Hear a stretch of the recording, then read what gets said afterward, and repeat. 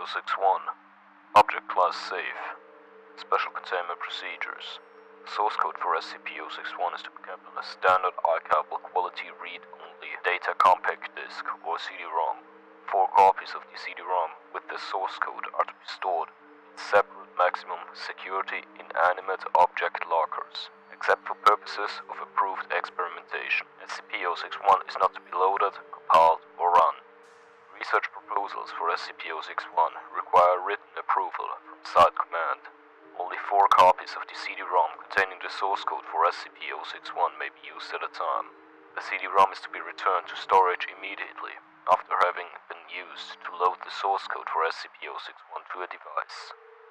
SCP-061 must never be loaded, compiled, or run on any device which has a connection to the Internet, either directly or via another device.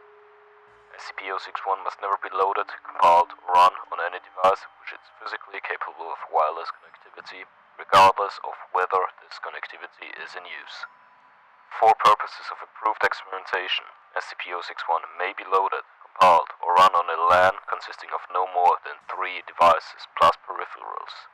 No devices are to be disconnected from the LAN during experimentation. Following the conclusion of experimentation, all devices within this LAN are to be immediately reformatted. Audio output peripherals for this LAN are to be contained within an observation chamber surrounded with noise-cancelling vacuum insulation. In the event of a perimeter breach by hostiles during SCP-061 experimentation, all devices within the LAN are to be immediately destroyed.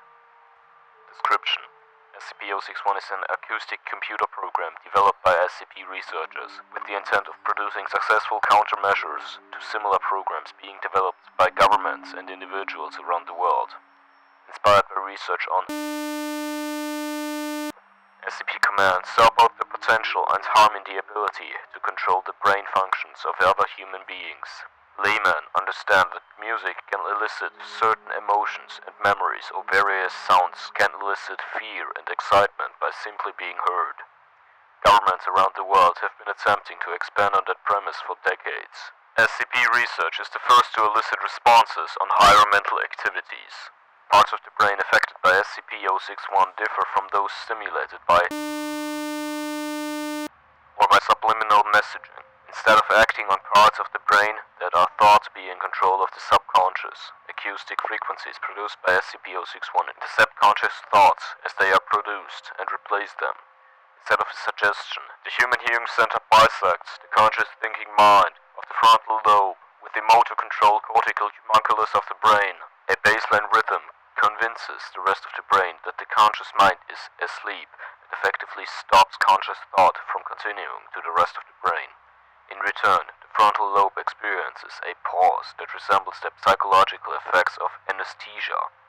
Acoustic codes developed by SCP-061 are interpreted by motor centers in the brain as conscious instructions, and the subject typically acts accordingly. See Addendum 01. Subjects will normally have a blank facial expression while under the influence of SCP-061.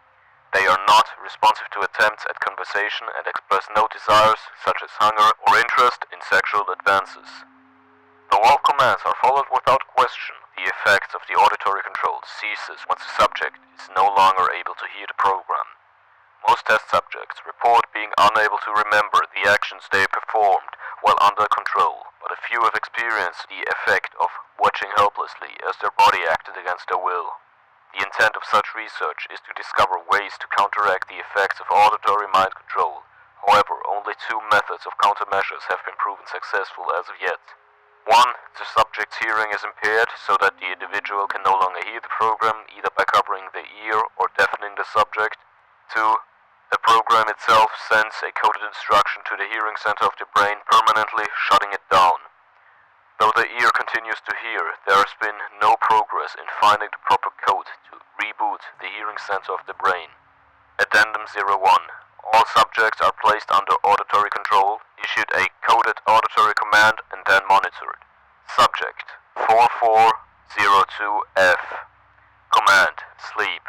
Response: subject curled up into a fetal position on the floor, and her brain began emitting alpha waves associated with sleep. Her eyes remained wide open in the typical blank or empty expression associated with controlled subjects. but her eyes twitched rapidly in ways associated with REM sleep. Subject 4427M. Command: run on treadmill. Response: subject mounted treadmill and then proceeded to run. Subject did not turn on the treadmill, resulting in a subject impacting the control platform. Subject repeated this until the stop command was issued. Note: more detailed commands are advised for task-oriented commands. Subject 4427M. Command: turn treadmill on. Run on treadmill.